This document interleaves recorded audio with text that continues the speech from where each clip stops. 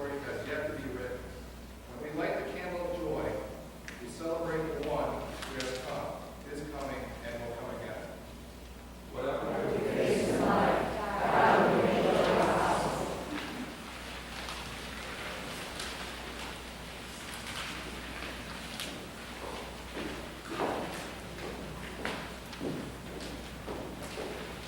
Today we have all come and gathered to celebrate in drama and in song the coming of one who would give up himself as an offering for all of us. So at this time, will the ushers please wait upon us for our morning tithes and offerings.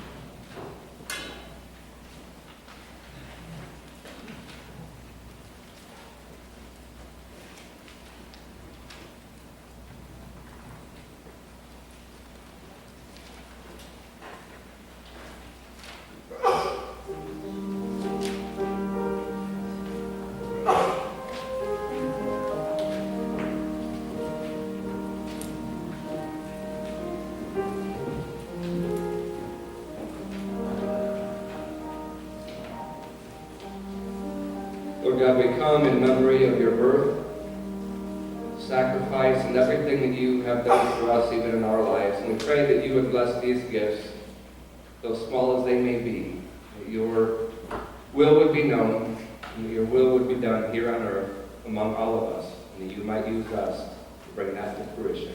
In the name of Christ, amen.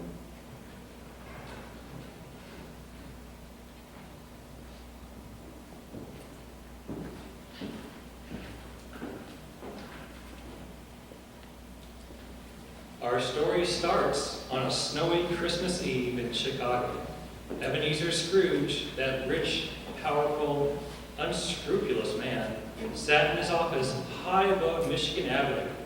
He had been working late as usual, and he kept his assistant, Bob Cratchit, late too, even though he knew that Bob had a long, hard commute to get back home to his family for the holiday. Mr. Scrooge, it's after 8 p.m. I'm sorry to bother you, but you did say that I could leave early tonight. Did I say that? Yes, sir. It's Christmas Eve. I promised to help my wife put the presents from Santa under the tree. Christmas is nothing but a silly fairy tale. No wonder you don't have any money, Bob, spoiling your kids with all that Santa nonsense. Well, sir, we've been saving up to give the kids a nice Christmas this year, especially since Tiny Tina hasn't been very well. Who's Tiny Tina? My youngest daughter, sir. You've met her several times. I can't keep track of all your kids, Bob. It's ridiculous to have such a big family in this economy. Well, sir, my wife and I always dreamed of having a big, happy family. Your family is big, but I don't know how happy you are. Always having to scrimp and save for them, and taking advantage of me, asking for the day off every Christmas. Mr. Scrooge, Christmas only comes but once a year. Oh, thank heavens for that. All right, Bob, get out of here. But make sure you're back bright and early on December 26th. We don't want to lose any more time while you're off playing with your family. Thank you, Mr. Scrooge. Ebenezer Scrooge left his office building and started to walk back to his mansion in the Gold Coast. All around him, the city was bustling with last-minute shoppers, hurrying to find the perfect gift for their friends and family. But Scrooge just sneered at them. And on those same streets, hungry and cold people asked for a little bit of help to warm and feed themselves. But Scrooge just pushed right past them. He was stopped in front of the big church next door to his house. Hello, Mr. Scrooge. Would you like to give a donation, sir? Oh, was that you, minister? Why does your church need to sponge off guys like me? Our church is one of the main supports for the Roosevelt Homeless Shelter. Maybe you've heard of it? It's been an especially hard year, and there are more people in need than ever before. Families with small children, veterans, elderly. More than our church is able to help with. I don't have any extra money for such nonsense. People need to learn how to help themselves. You know, sometimes people just need a little bit of help in order to help themselves. Well, they certainly will not get it from me. What is that horrible noise? That's our soloist. She's rehearsing for the Christmas service. Oh, that is the worst racket I have ever heard. I gotta go.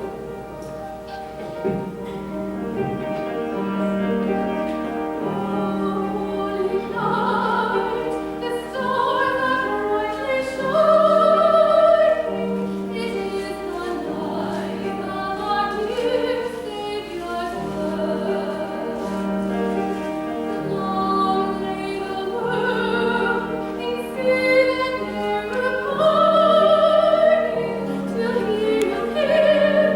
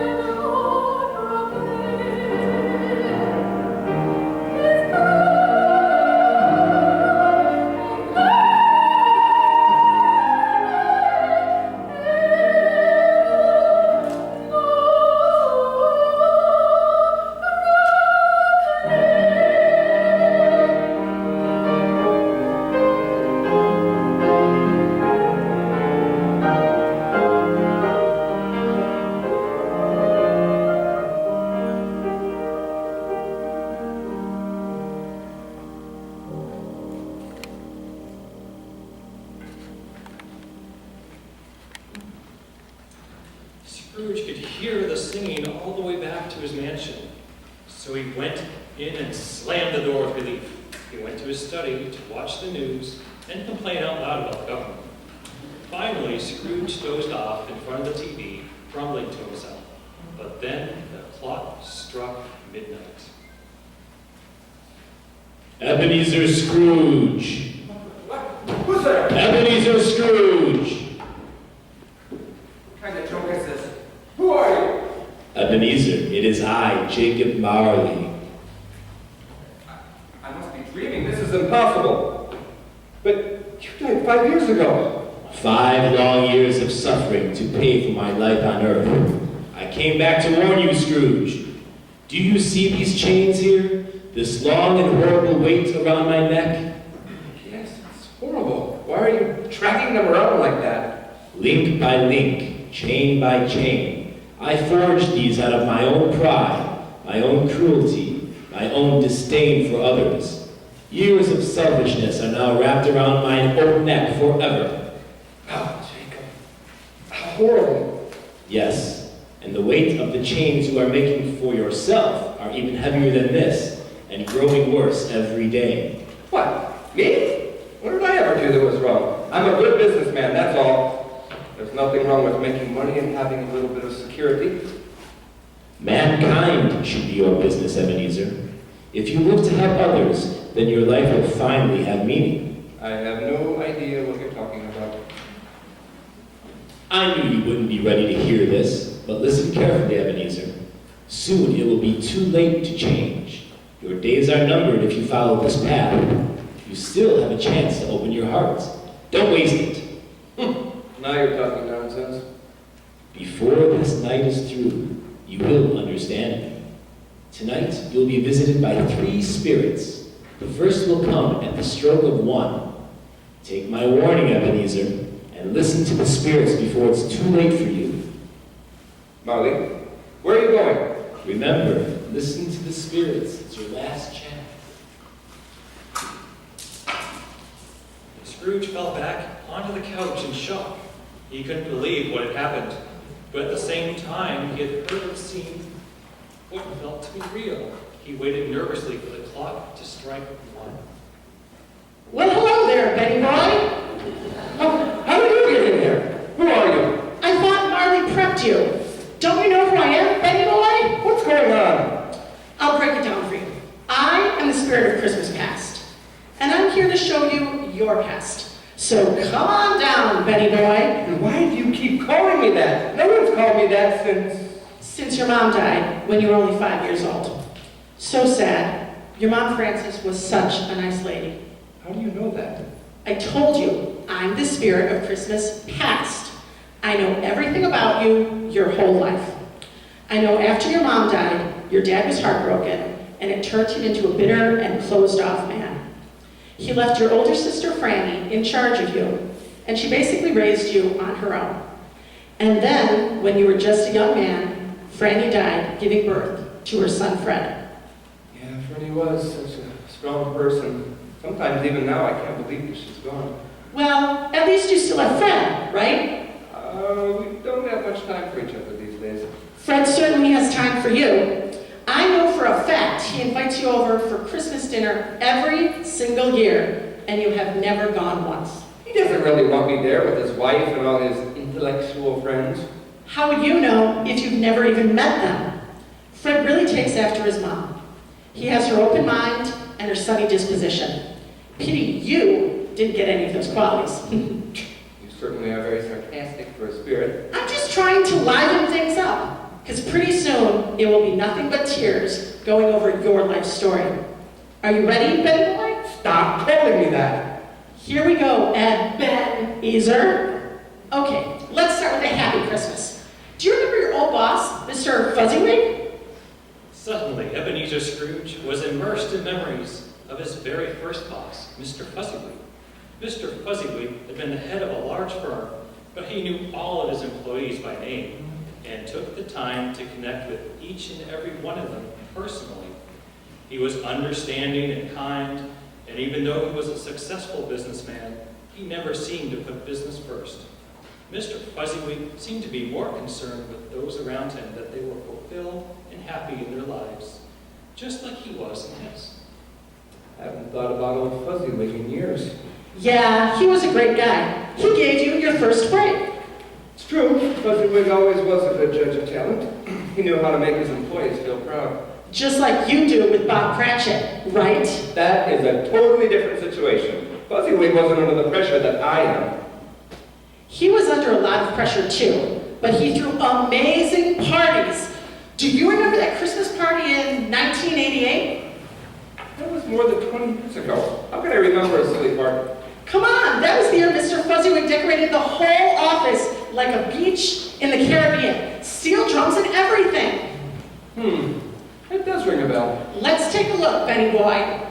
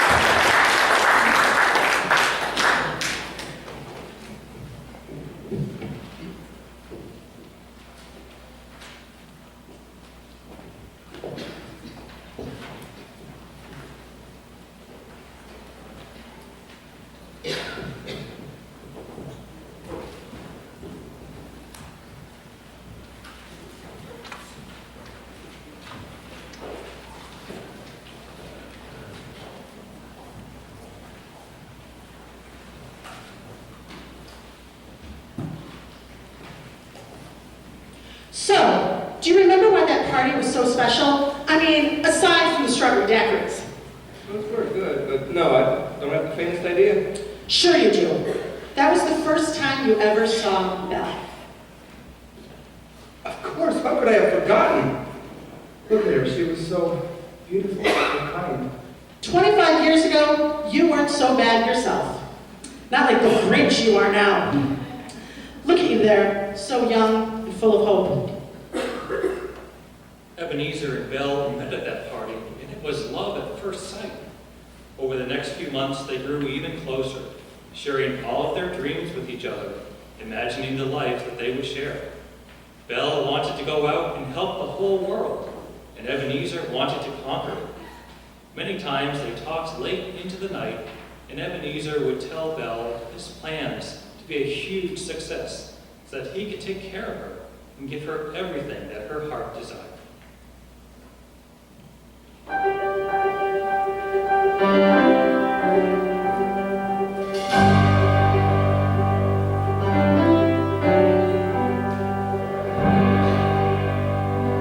I have often dreamed of a far-off place where a hero's welcome would be waiting for me, where the crowds will cheer when they see my face, and a voice keeps saying, "This is where I'm meant to be, and I'll be there someday."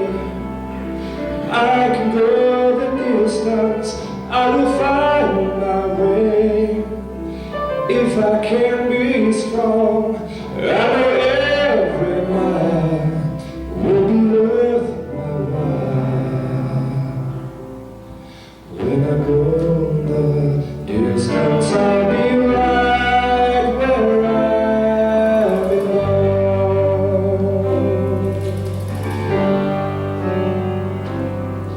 Down an unknown road to embrace my fate. Though that road may wander, it will lead me to you. And 1,000 years will be worth the wait. It might take a lifetime, but somehow I'll see it through. And I won't look back. I can go the distance, and I'll stay on track. No, I won't accept defeat. It's an uphill slope, but I won't lose hope till I go the distance and my journey is complete. Oh, yeah. But to look behind the glory is the hardest part. For a hero's strength is measured by his heart.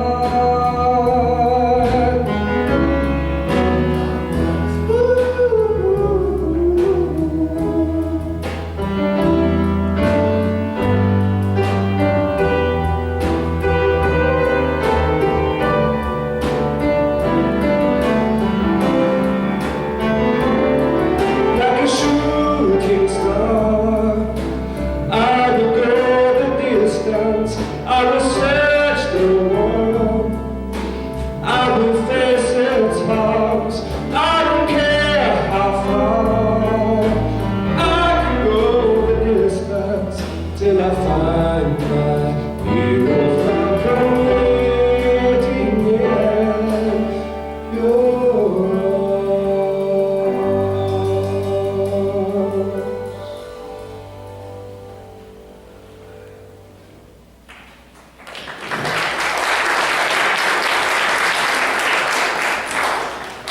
But after a few years had gone by, it was clear that Ebenezer and Belle were no longer following the same path. Belle was engrossed in social work, feeding the hungry, helping the homeless, working throughout Chicago to build stronger communities. And Ebenezer was working all hours of the day and night, making enemies and making money. Ben, it's almost 9 o'clock. You haven't eaten all day. Come on, take a break with me. Sorry, honey, I just got to finish this document. I've got a big deal on tomorrow. Tomorrow's Christmas. We're going to take Fred to the Christmas concert. Your nephew Fred, your only blood relative? Oh, right. Sorry, honey. Just A bit busy here. What are we doing again? The big concert that I have organized at the homeless shelter. The gospel choir from the church is going to sing, and all the neighborhood children are going to perform a play for the residents. Remember? I've been working on it for months, and we're taking your nephew Fred to see it. You do remember that, right?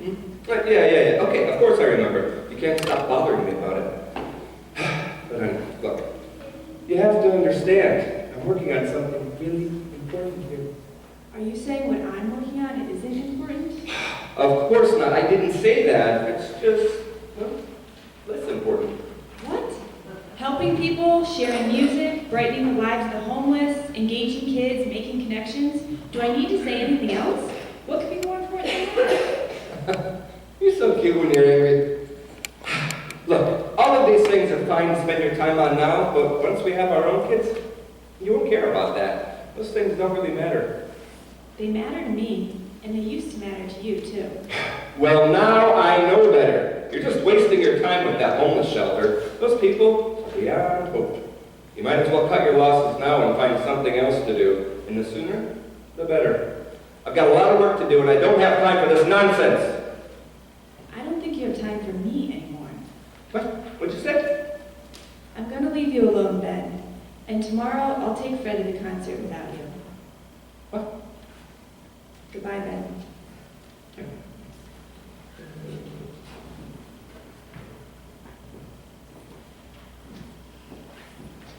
Well, it looks like you blew it, Betty boy. Go after her, you idiot! What are you doing? Hurry up! She's leaving! You didn't go after her. You never saw Belle again, remember? It wasn't my fault. I didn't realize. I didn't know. You didn't know how important she was to you? You never met anyone like her again. You never loved anyone ever again. Don't remind me, Spirit. All these long, lonely years by yourself, without friends or family, without Belle. I'm so sorry for you. How can you stand it? Spirit, why do you have to show me these things? I don't want to remember. It's too painful. I told you, Benny boy, it would be tears at the end. Scrooge bent his head to wipe a tear from his eye, the first he had shed in many years. When he looked up, the spirit was gone. He was alone in this huge house, and for the first time, he let himself feel how lonely that really was. And then the clock struck 2. Greetings, Ebenezer Scrooge. I suppose you're the spirit of Christmas present? Pleased to meet you. Why can't you just leave me alone? I've suffered enough. I don't need you spirits interfering with my life anymore. Do you think you suffer so much in this world full of people who are cold and hungry? That's not what I meant. I don't need you to tell me what's happening in this city. Actually, I don't think you know what other people's Christmas looks like. So I'm here to show you. Let's go. Spirit, what are we doing out here in the street? We're here to see those street performers. You've walked past them every single day for months, and you've never even noticed them. Listen.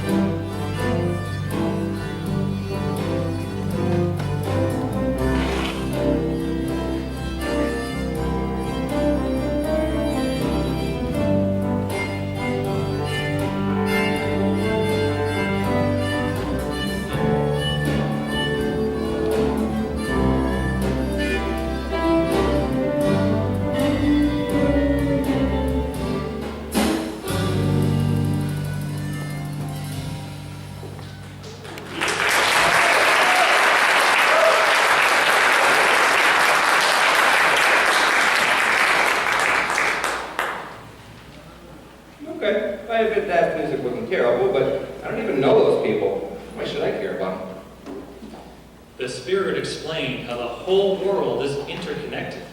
When one person has hardship, collectively we suffer. And when one person rejoices, the whole world benefits.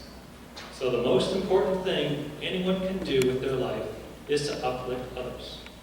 They don't have anything to do with me. They're human beings just like you, and they deserve respect and happiness just like you do. If you can understand that, you'll be a wise man. And I'll tell you something. They knew someone very important to you. At Raggedy Bunch? Ah, that's impossible. It's true. They're waiting for the Roosevelt Homeless Shelter to open for Christmas dinner.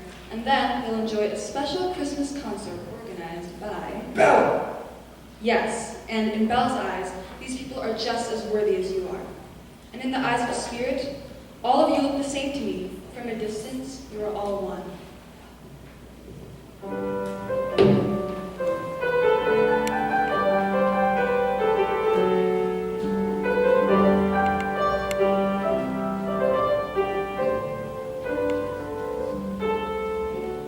From a distance, the world looks blue and green, and the snow-capped mountains white. From a distance, the ocean meets the stream, and the eagle takes to flight. From a distance, there is harmony, and it echoes through the land with the voice of hope, with the voice of peace, with the voice of every man. God is watching us. God is watching us. God is watching us from a distance. From a distance, we all have enough, and no one is in need.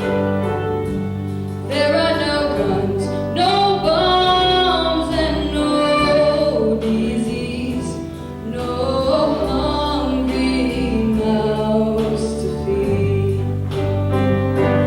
From a distance, we are instruments, marching in a common band, playing songs of hope, playing songs of peace.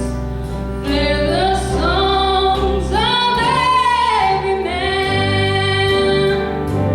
It's the hope of hopes, it's the laugh of loves, it's the heart of every man. God is watching us. God is watching us. God is watching us from a distance. Oh, God is watching us. God is watching us. God is watching us, watching us from a distance.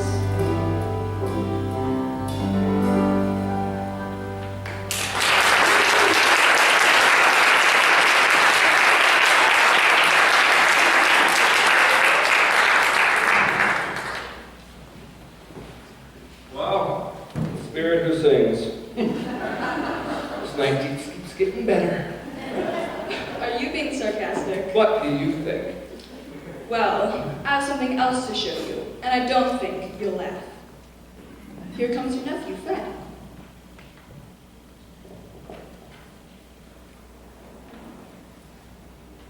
He's going into the shelter, and who is that he's hugging?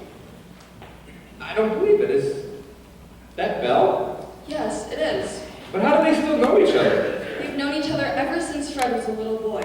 And even after Belle stopped seeing you, she never stopped visiting Fred every single week. He's grown up to become like a son to her. Belle never got to have children of her own, you know. Didn't she ever marry? There must have been lots of men interested in her. There still are. But no, I guess no one ever lived up to you. Can't imagine that. Fred, I'm so happy to see you. Hi, I'm Belle. Is everything ready for the concert? Yes, the gospel choir sounds amazing, and all the children are dressed up for the nativity scene. All of the people here look forward to this concert all year long. They've been asking about it for weeks now. That's great news. Well, you know the holidays are especially hard for them, and many of them don't have any family at all. So this concert is one bright spot. I think it will be the best one we've ever had. I'm sure it will. I wish that were all. I'm afraid this may be the last concert. What are you talking about? It looks like our funding has finally fallen through, even with the help from all the neighborhood churches. Unless we receive a lot of help soon, this is going to be the last Christmas the shelter will be open. Oh, that's terrible. Well, isn't there anything we can do? Can't we ask someone to help? I know what you're thinking, Fred, and we both know that won't work. Your uncle made it clear a long time ago that he wants nothing to do with this project. But maybe if you asked him. I haven't seen Ben in more than 20 years. I'm sure he hardly even remembers who I am anymore. Of course I remember you. How could I ever forget? She can't hear you, Ebenezer. Our time here is ending soon, and we have someone else to visit.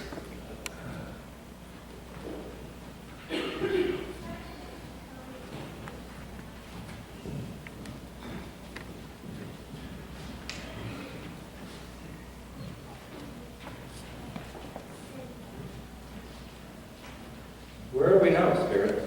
Here we are with Bob Cratchit, his wife, and their children. 1, 2, 3, 4, 5 children. No wonder Bob is always so tired. Are you sure he isn't just tired because you make him work 12 hours a day? But at least you pay him well for all that overtime, right? Well, it might be time for Bob to get a raise, but what does he expect having such a big family? Mr. and Mrs. Cratchit had always loved children. After having 2 kids, they decided to adopt 3 more. They also planned to take in foster children as well, but lately they were too worried to do anything since Tiny Tina was so ill. Is everybody ready for the concert tonight? Oh, that reminds me. It's time for everyone to go to rehearsal. Tiny Tina's going to be the star of Bethlehem, and the other kids are shepherds and animals. It's going to be wonderful. I can't wait to see it. Okay, everybody, let's get ready.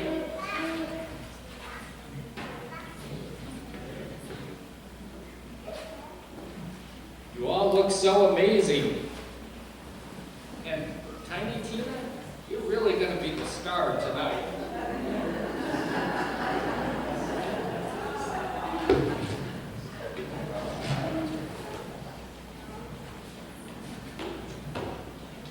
Okay, kids, time to go. We'll be watching you from the front row. Break a leg. Tiny Tina looks so happy. She doesn't look sick at all. I know, Bob, you would never know. The doctor says she doesn't feel bad now, but as time goes on, she's going to feel worse and worse. What are we going to do? It's all right, honey. We'll figure something out. What about that experimental new treatment? It does have a very high success rate, but it isn't covered by our insurance, and it's so expensive. And this year, Anna's going off to college. How will we manage? The minister told me that they can hold a fundraiser for Tiny Tina. So we'll come up with the money. Don't worry. It's just hard to get her into that treatment program. Mr. Scrooge represents the company. Maybe he can help recommend us. Oh, don't talk to me about Mr. Scrooge. That man wouldn't lift a finger to help anybody but himself. Now that's not true. I can sometimes see a glimpse of a better man inside of him. Leave it to you, Bob, the only person who could ever see a better man inside of Ebenezer Scrooge. Tiny Tina takes after you, you know. I was complaining about how late Mr. Scrooge was keeping you, and she said it was because he was lonely, and he couldn't forget Mr. Scrooge in our prayers. That sounds just like her. She's been going around all week telling me God bless us, everyone. Tiny Tina's always been like a ray of sunshine. Don't worry, honey. I promise everything will be okay. Poor Bob. I had no idea. Spirit, does Tiny Tina live? Do you really want to know? Yes. Please tell me. The Spirit thought deeply and said, "Along this path, I see a dark and shadowy future. Bob and his wife, young brothers and sisters, they are crying for a little one lost. There is no happiness in the Cratchit house next Christmas." But these things can be changed, right? I mean, we can still change things. Molly said it's not too late. So many things have to change for Tiny Tina to go down a different path. Can you start that change inside of yourself? I think I can. Spirit, I want to help for the first time in a long time. Then we might see a different future. But for now, I want to ask you, did you ever see one of Belle's concerts at the homeless shelter? No, I guess I never did. I was just too busy. Let me take you there now, and you can hear it. You'll see what you've been missing all these years. All right, children, let's practice our nativity scene, and gospel choir, get ready, you guys are up next.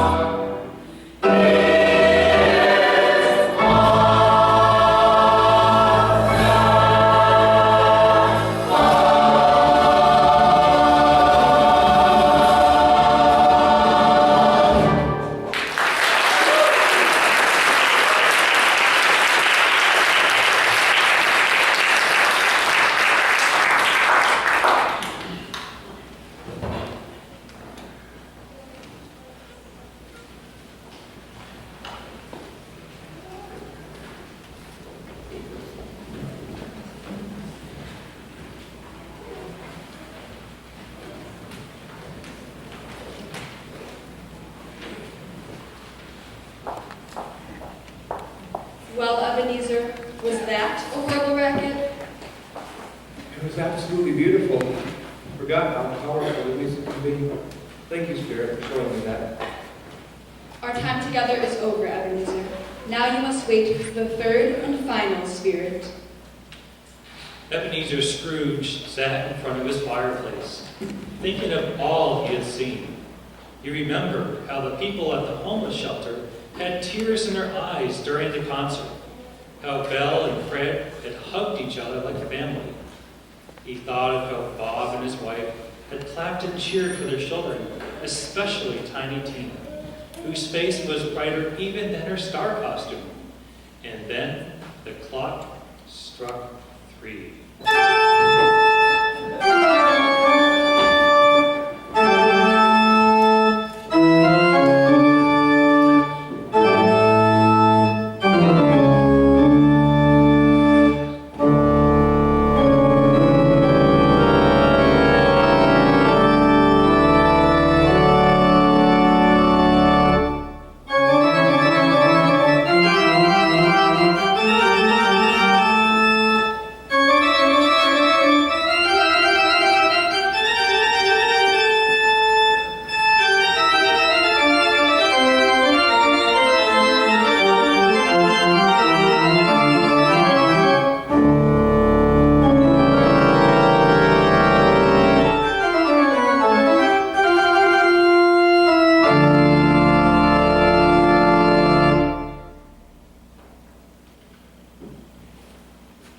You must be the spirit of Christmas future.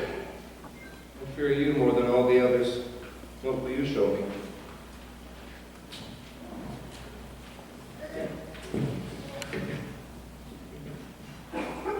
Are you all right, Belle? I'll be all right eventually. I'm just tired now. After how hard we fought, and we still couldn't save the shelter. I just can't believe it. All those poor people. What will happen to them? There will be more hungry people on the street than ever before. And your beautiful concert. It gave so many people hope. I knew somehow it couldn't last. What will you do now? I need to take a break. I thought I might travel. I need to go far away for a long time before I can face the city again. I understand, but please don't go for too long. Belle, I need you. I know you do, and I promise I'll come back. I just feel defeated right now. Such a long fight, and I lost. But Belle never gives up. She's a fighter. She's never lost a battle in her life. I'll miss you, Belle. I don't believe it. I never thought anything could defeat Belle's spirit.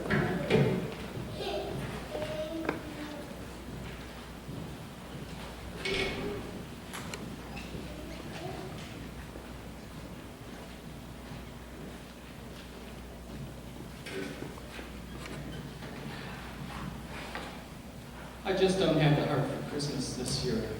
Oh, I know none of us do, but I think we need to make a big effort for the children.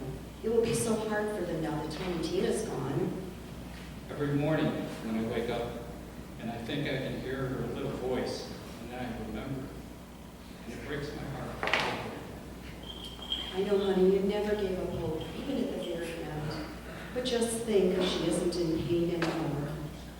I know that's true, but I can't help but feel selfish and wish that she was still here with us. We all do. Stop, Spirit. My God, this is so terrible. I don't want to see anymore. Please, just stop.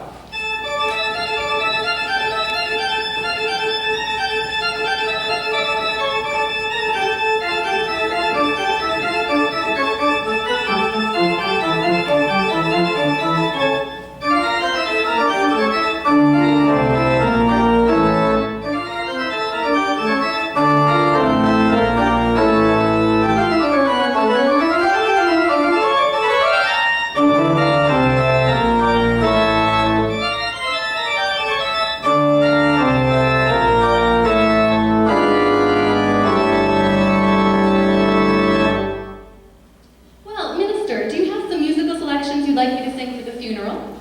Well, the nephew was his only relative, and I spoke to him this morning. He said he didn't know his uncle very well, and he doesn't know what he likes for music.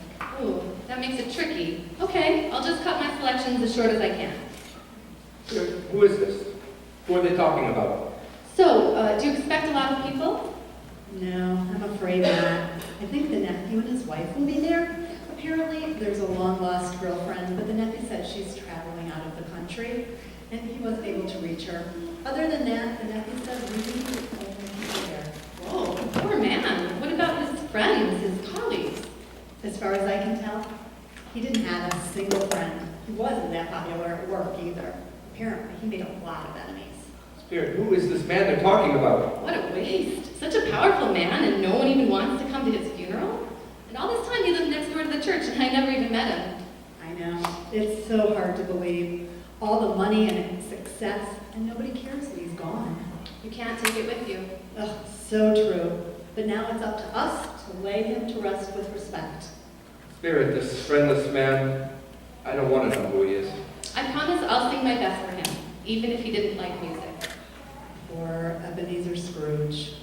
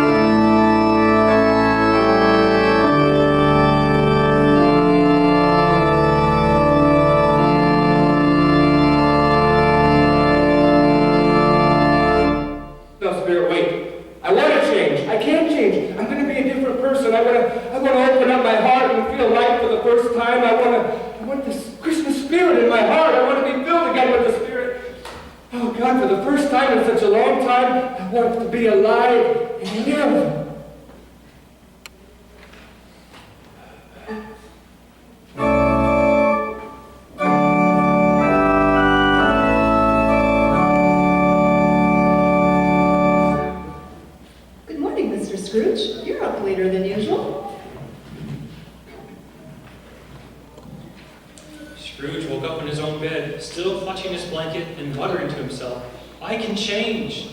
The morning sunlight streamed into the room, and Scrooge cried out in relief. He dressed in a hurry and ran out the front door. Good morning. You're up later than usual. Oh, Minister, is that you? What day is it? It's Christmas, of course. Today? It's Christmas? Woo-hoo! The spirits did it all in one night. It's not too late. Yes! Mr. Scrooge, are you feeling all right? I feel better than I have in my whole life. I have so much to do. I have to give Bob a raise, and I have to tell his wife that I'll have to help Tiny Tina get into that treatment program, and I have to tell Fred to take me to the shelter for the concert. Oh, I gotta phone Bella for the concert. This is my only chance. Do you mean the Roosevelt Christmas concert? Our choir is singing there. It starts at 10 a.m. Then we gotta go now. I don't have much time. But first, Minister, look, I owe you a big donation for this year and all the years past. And here's what I want to give you. Oh, Mr. Scrooge, that will fund our programs for years to come. Yes, and make sure that the first thing you do is save the homeless shelter. Okay, I gotta go now, but I'll see you at service on Sunday. Merry Christmas! Merry Christmas! It's a Christmas miracle! Ebenezer Scrooge went straight to his nephew Fred's house. After a joyful reunion, Ebenezer asked for Fred's help in winning back the heart of Belle, the only woman he had ever loved.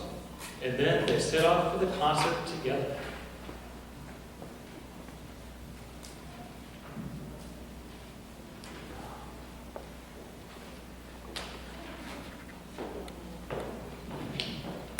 Aunt Belle, thank God I found you. Fred, what is it? Are you okay? Everything is wonderful. Aunt Belle, what would you say if I told you that someone very special wanted to come back into our lives? I don't understand what you mean. I'll let him tell you for himself. Like a shooting star, I will go the distance. I will search the world. I will face its arms. I don't care how far. I can go the distance till I find my hero. All's welcome waiting in arms. Ben, is that you? I finally made it to your concert, Belle. I came to tell you how sorry I am, and how much you've always meant to me, and how I wish that things were different between us. After all these years, you just show up out of the blue? I need to tell you that I regret all my years of selfishness. I spent so long being closed off and not even knowing how lonely I really was. But now everything's different. I want to embrace life again. I want to make a difference in the lives of others and leave the world a better place when I go. And I wish you would help me with that. Maybe over time you could learn to care for me again. Ben, I never stopped caring.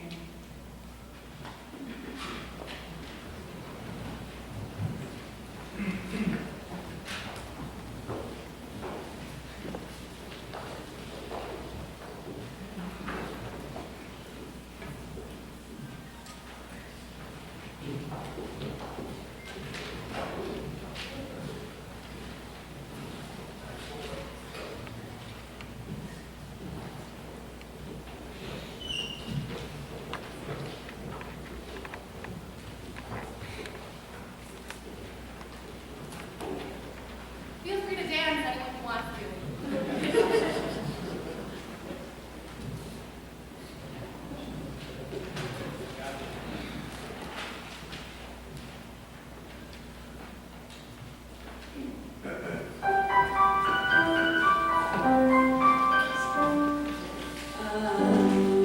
Don't want a lot for Christmas. There is just one thing I need. I don't care